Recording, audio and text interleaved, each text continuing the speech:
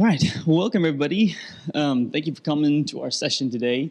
My name is Matt Chastine. I'm the Associate Director of Admissions at Sam Houston State University, which is in Huntsville, Texas. Eat them up. There we go. I like it.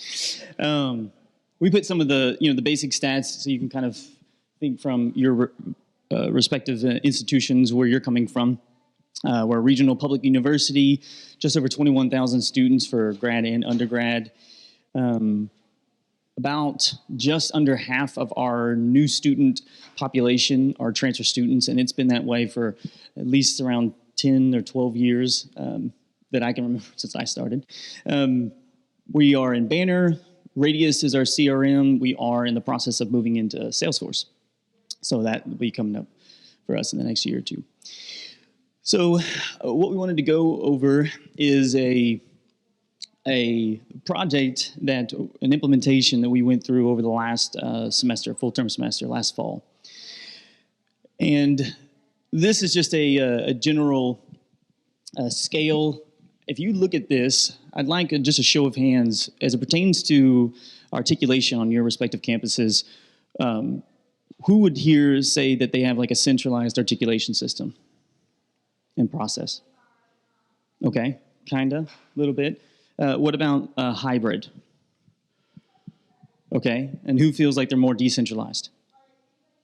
That is a real even spread. That's awesome. So then here's the question. Now, I know, is there any faculty in here? Any faculty? Okay. From your positions that you're currently holding, where do you think the rest of campus is with that question? Do you think that they understand fully where they are on this scale? Yeah. That's what we discovered too, as you can see. It was all over the place. This isn't scientific. We put those randomly on the board, but that is randomly the feedback that we got while we were meeting with the rest of campus. The way it ended out is we've landed here and all of campus, so we all know where we are. Let's go into this next one. So whenever we set out, we were talking about, okay, what is the main goal of what we're doing here? And we ended up deciding that it was to improve communication and collaboration pertaining to articulation between academic departments and the admissions office. If that sounds rehearsed, it's because Matt had to say that about 40 times between all the meetings that we had, and I told him I'd take this one. We looked over all of the resources that we had, all the software systems, like we mentioned, Banner and Radius, but there wasn't anything that really fit the need that we had to get that communication and collaboration set. And so we turned to Microsoft Teams with both file sharing and communication aspects. So what we knew we needed to have is top-down leadership support in order to have the traction, in order to get the utilization across campus that we were wanting. So we met with our Council of Academic Associate Deans, which would have our provosts and vice provosts and all of the deans, associate deans. They approved our presentation of what we were wanting to do. We showed them just the basic outline within Teams.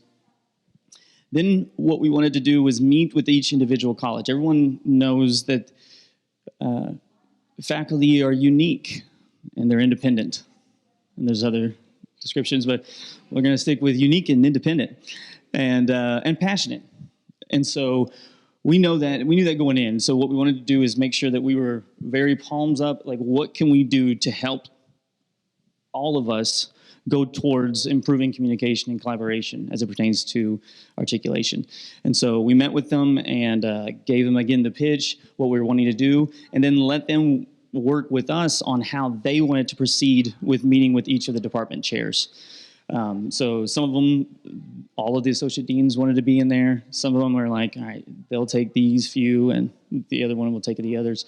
And that was fine. We knew that going into it, we couldn't expect that within 7 to 8 different colleges, we were going to have a one-size-fits-all type of approach. We need to be able to customize, based off of their needs. So we did that. We met with each of them. After we met with each of the associate deans and laid out a plan of how to approach it with each of the chairs, we had a meeting with each individual chair. And in those chair meetings, we wanted to make sure that the faculty felt that we were doing our best to work with them and hear their specific concerns. Like it showed earlier, we are a centralized system, so our admissions office makes all of those articulation decisions. And if we were going to be looping them in whatever capacity, we wanted to make sure that they were aware of it, aware of the terms, and agreed with it. And so we proceeded to meet with both the chairs and the associate deans to make sure that they knew that they had both someone in their corner, but also knew that the associate dean supported us as well in this endeavor. And so those meetings were also followed up with individual meetings with myself and the chairs and whichever curriculum leads or other professors were interested in this project. And that was a time where we really got to sit down, get their hands on it, show them the different reports we were able to provide as far as course equivalencies or others. And from there, we were able to customize it and also share that data across campus too. If, oh, this department wants this type of report, we could also say, hey, this might be beneficial to you as well if you're in a similar area. Whoops. So I'm going to break a rule, but it is on purpose. I am going to read these questions, and the reason is as I read them, I'd like for you all to think, well, first and foremost for yourselves, do you know the answer to these questions at your institution?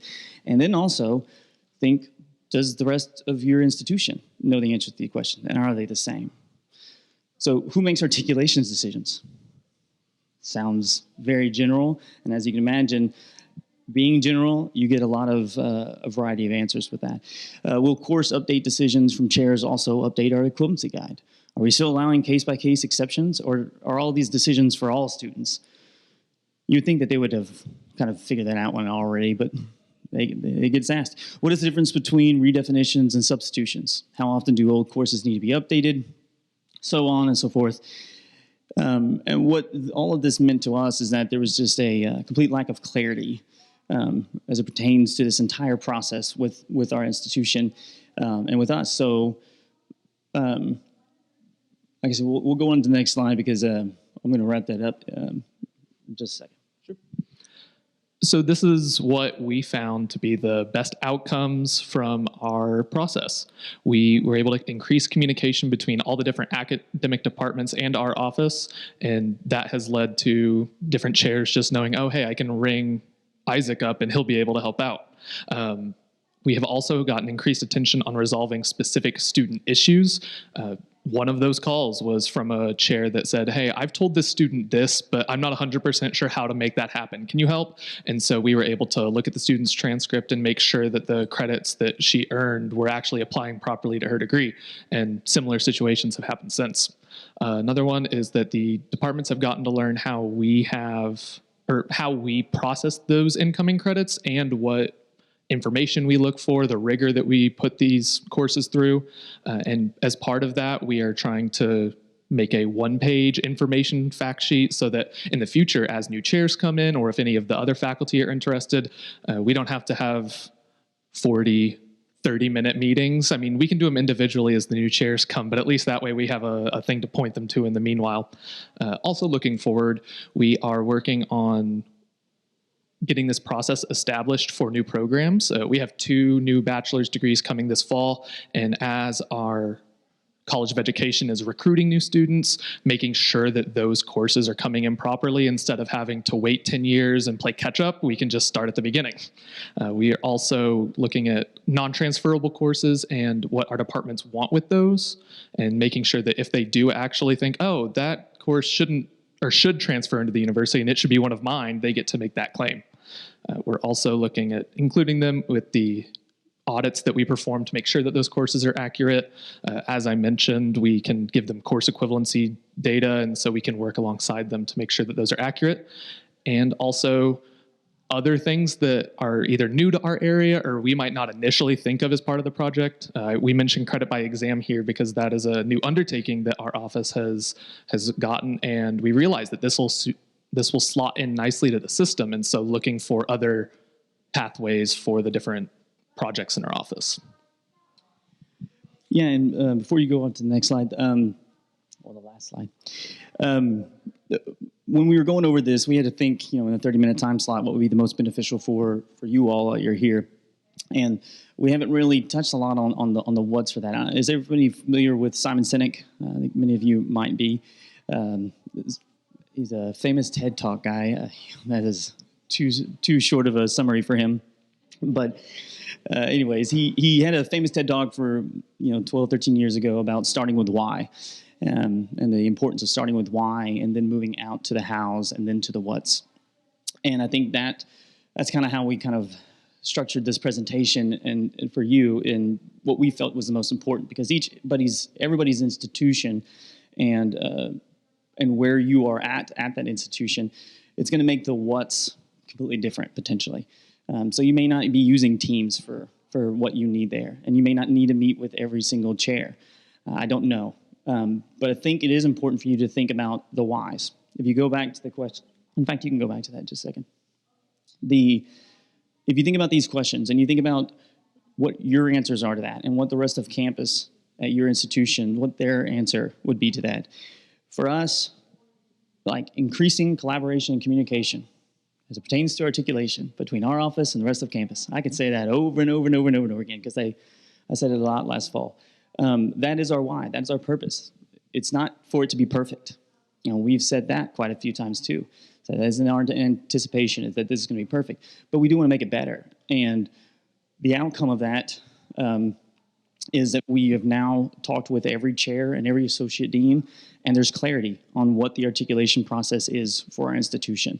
And the outcomes of that, all of the what's, from the reports that we are now generating that they can see every month there, or all of the archiving of very important sensitive information that would potentially get lost in previous structures. All that's been resolved.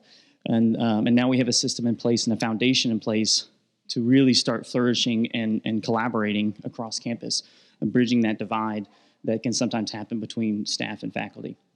So that's what I would encourage you is to find your why, ask the questions, feel and meditate on where are the gaps, where's the missing pieces that are happening at your institutions, and then you move on to the hows.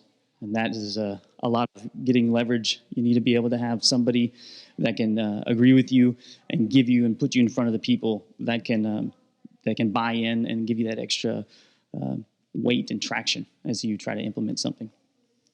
All right, so we want to leave plenty of time for questions because we left out a lot of specifics, and I know you might have some of those, but I'm good with the specifics or abstract questions, either way. Any questions?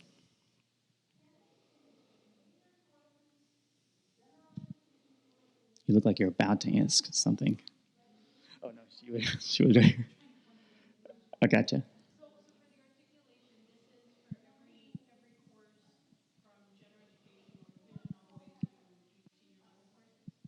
Yes, so in our campus, we have in admissions, the part of articulation that we house is the actual defining of the courses. So one-to-one, this course here, there equals this course here. And we have 8 undergrad analysts that are performing those articulations daily, and they utilize tests. Is everybody familiar with tests in here? Most people are. Okay. Remember, this audience is all transfer, which is great.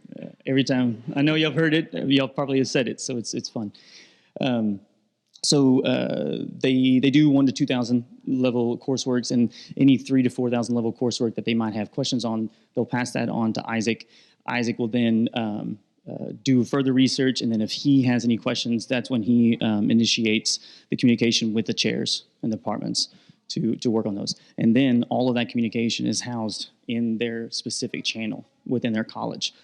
So we have all recorded record for it. Sure. Sure.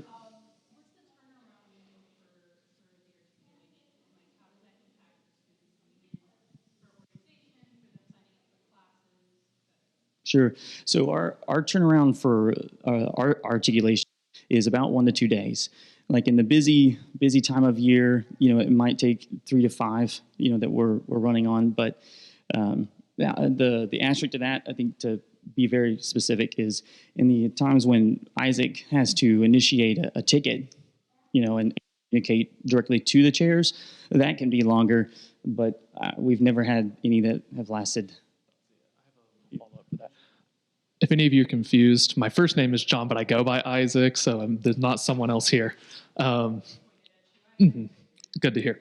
But also with that too is that's another benefit of this process is I got to communicate with the chairs that these are incoming students that are really wanting to come to our university. And so if you can work with me on this, we can get those students in for you. And so I think that before we had the structure in place, but we hadn't talked to them, it was a random email and I would call to check in and you might not hear back, but we've seen some increase with that. I don't have exact numbers, but it helps that they know who they're working with. That did remind me of one other thing that we did, and I'll get to your question in just a second. We did tell everyone while we were meeting with the associate deans and chairs, it kind of put them at ease, we found, was that there was no expectation of responsibility being added to them by going through this process. And that was a big key thing. It usually made them go, oh, okay, good. All right, keep saying, what are you talking about? Because nobody wants to take on this extra added new big thing that the institution is trying to do. And we wanted to prevent that kind of feeling at all possible. We wanted them to feel like they have been heard and that we are here to help in any way possible and would like help as well. And honestly, faculty love hearing that. I mean, that's the core nature of who they are. They want to help and they want to serve. And so letting them know that, hey, we're like-minded in that, and we would like to do this together and work together to do it, it really helped. And so we told them, this is an extra responsibility. We just have this as a resource, and we want to be able to improve it in any way that helps you utilize it. And so some of them have obviously more reports than others. There's one program in particular that told us halfway through the meeting, I don't think I'm going to use this. And we were like, that's okay. Okay. It was no love lost and it made sense. I won't get into the details. It literally made sense that they actually would never use it. But yeah, so it's just important to give that kind of feedback to them. Yeah, go ahead.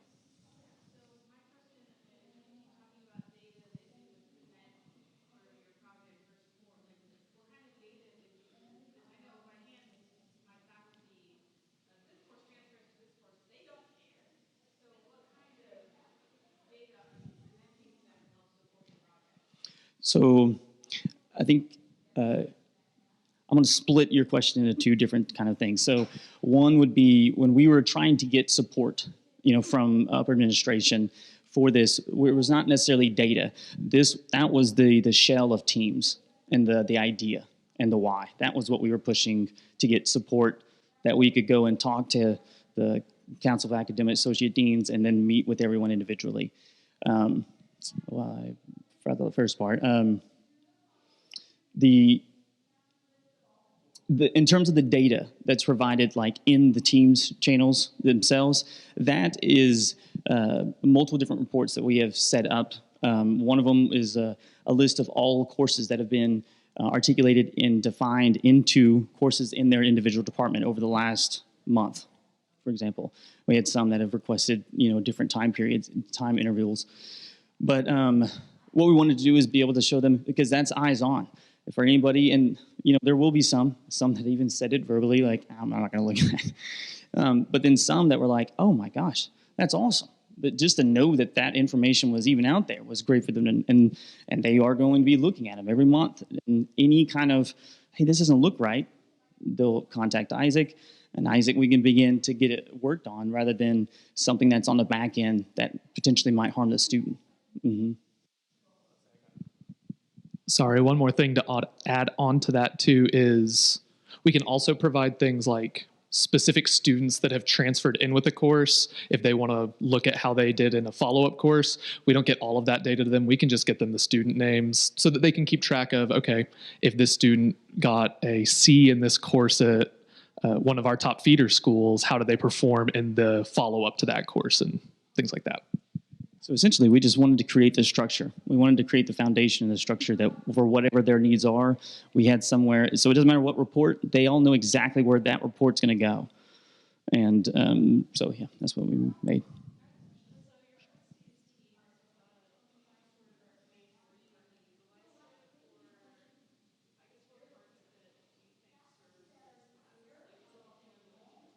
Yeah, it actually is. We looked at quite a few. I mean, luckily, with all the advancements that were going on all last year with AI, it was really on top of as much as I could, and Teams still looked like the most beneficial. Also, we had to take in consideration when you're talking about faculty across campus, their utilization of any software is a question mark. You just don't know because they can be in a completely different field and they're like Zoom, like whoa, And so we had to pick something that we felt like was the most utilized tool on campus that also served the needs of like how we wanted to structure it. Yes, well, yeah, everybody has a. I was about to say, I don't know. Now I'm off of my domain. We have a 365, so everything is servers not on our campus.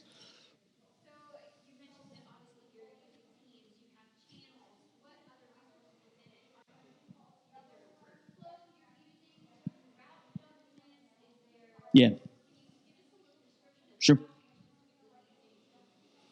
Yeah. So within Teams is where we're going to house all of the flows. We use Sharewell, Catalyst. I don't know if anybody here used Sharewell.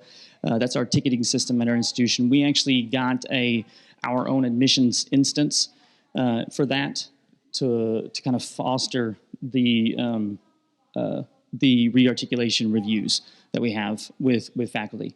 So when Isaac has one that he needs to speak to a chair and have some back and forth with, he'll initiate it through that, and then all of that is going to be then documented within the Teams channel historically. Another good thing that we brought up with both the documents and with chat, with the chat feature with Teams, if somebody joins an existing team channel, anything that is in the chat historically can be viewed by that person. So it really just does become just a live working environment. So, because chairs can come and go year by year, within the year even. And so the ability for us, without any kind of IT ticket, for us to manage, who's in each channel and why. And that's only a good thing for us to have to, we do have to manage it and keep account of it.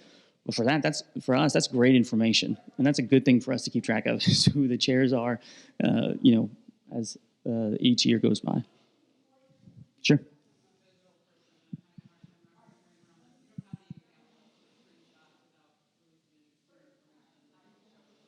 That's correct. We talked about it. We did talk about it, and I have my card up here too for anybody that I can probably get a little more creative.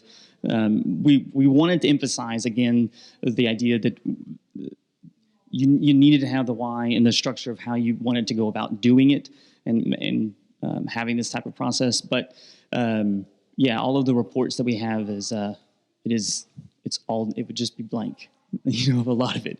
But yeah, we can send you screenshots of like the team structure. I mean, it's just how you would imagine. We have literally a college for each academic college, so the College of Business Administration, and then within it, we have accounting and so forth. And we manage those. All the associate deans are in all of the channels, and then only the respective chairs, anybody else that they designated that they felt would be beneficial to be in the channel is what we have added into it. Sure.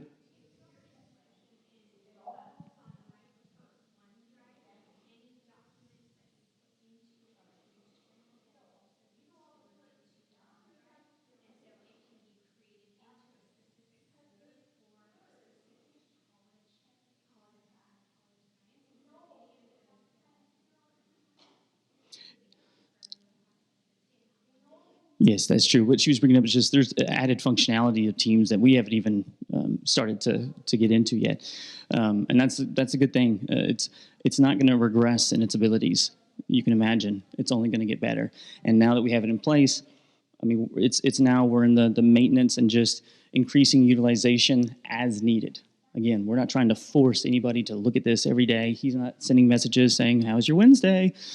Stay in this team so you remember to use it and look at it whenever you. We're not trying to do that. We really are trying to just provide a service and bridge the gap as needed, between us and the rest of campus. Yes, ma'am. Great.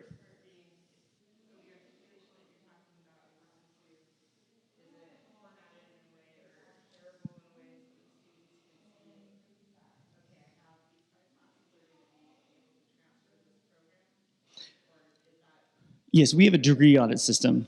Yeah, through DegreeWorks. Transfer equivalency self-service. Yeah. Mm-hmm.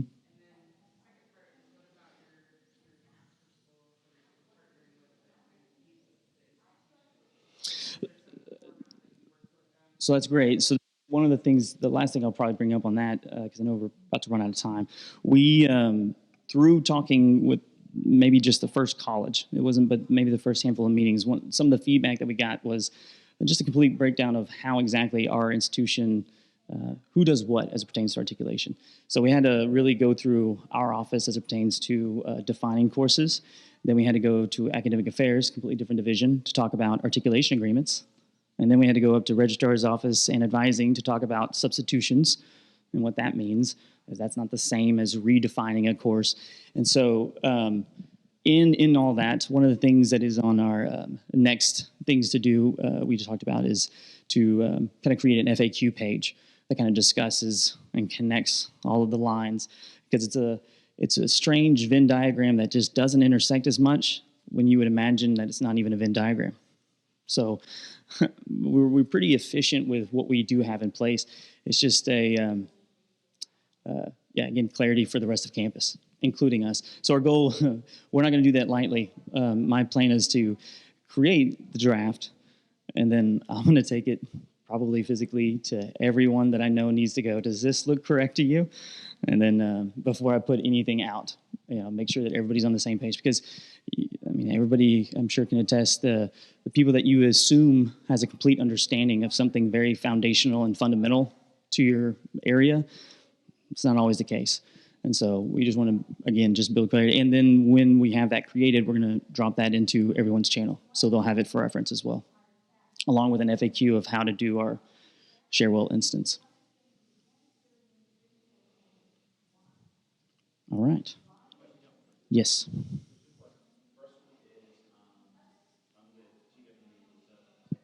Hey, yo.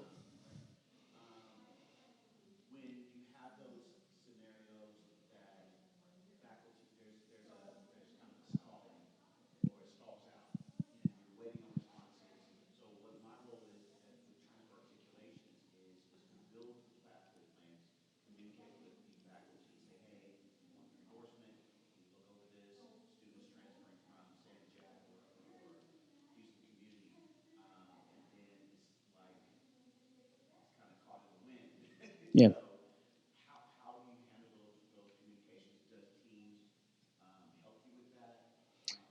Yeah, I'll say something to it, and if you have something to add, Isaac, you can as well.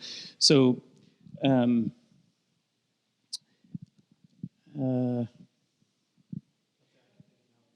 you take it, because I'm going to... Sure. So there already have been some times in teams where things have stalled. And so what we've been trying to do is first starting there so that we at least have the established pathways. Like, this is how we're going to contact you. So if I need to do it again, it's going to happen. It's going to start here. From there, I will usually follow up with a email or call if necessary, because faculty are busy and we understand that. And so that's why their stalls will be inevitable, but it's just making sure that you're maintaining the pathway and also relationship too, because now that they know me, it's not as daunting for either me or them as this person's calling me and asking me to do something. It's no, yeah, Isaac asked me to look at this course real quick. And so that is what I feel like our main benefit has been. So I just want to be delicate with the words. The way that we went about gaining the traction also allowed for like a built-in accountability system to what you're describing.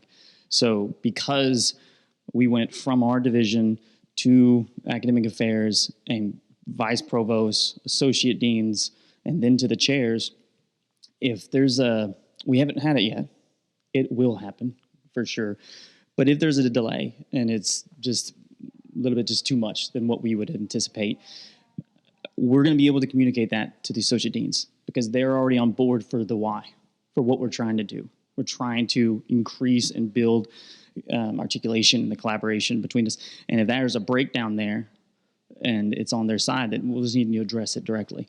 And so I'm fully willing and ready to do that, when the time comes up. But that's why we went the way we did, because we didn't want the one-on-one with no accountability above because that's when it completely breaks down, especially when you're talking about faculty that's in a completely different section of the campus and division entirely.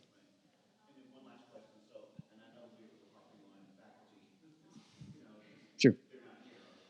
I asked first.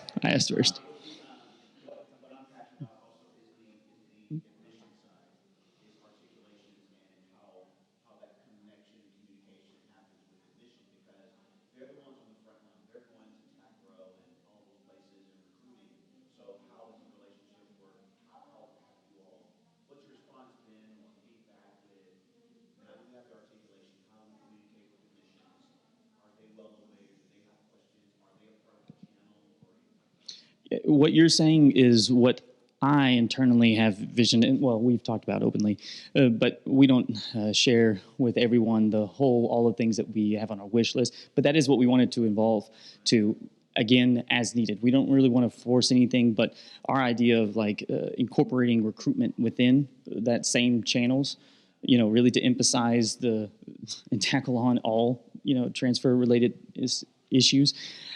I'm there, and it's just a turnkey away, and that's the idea, is that this is a turnkey type situation.